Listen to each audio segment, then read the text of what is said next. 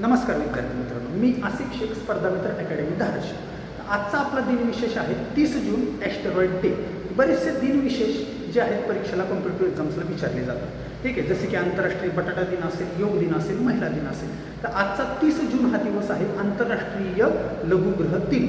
आंतरराष्ट्रीय लघुग्रह दिन 2016 पासून युनोच्या संयुक्त महासभेने हा दिन स्थापित केला.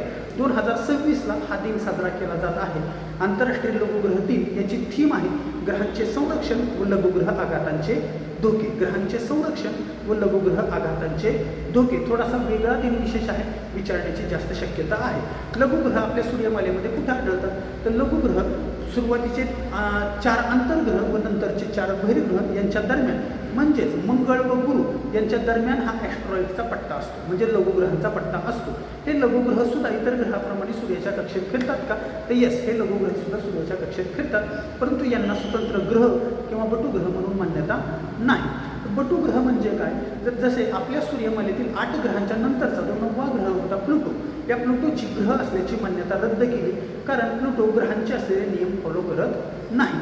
म्हणजे प्लुटो ही त्याच्या अलीकडचा जो नेपच्यून आहे, या नेपच्यून ग्रहाची कक्षा छेदतो, म्हणून प्लुटोला आपण या ठिकाणी ग्रह म्हणत नाही, बटुग्रह असं म्हणतो. बटुग्रह म्हणजे जनरली काय, ग्रहांपेक्षा आकाराने थोडेसे लहान असतात आणि ते तेवढे जास्त घनतेचे किंवा वजनाचे असत नाहीत.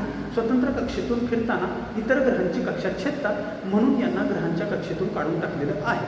काही महत्त्वाचे बटुग्रह सुद्धा आपण म्हणू शकतो. मेकमेक आहे, एरिस आहे, त्याच्यानंतर प्लुटो आहे. ही काही नावं आपल्याला लक्षात ठेवणं आवश्यक आहे.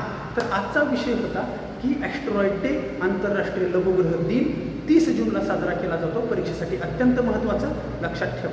थँक्यू.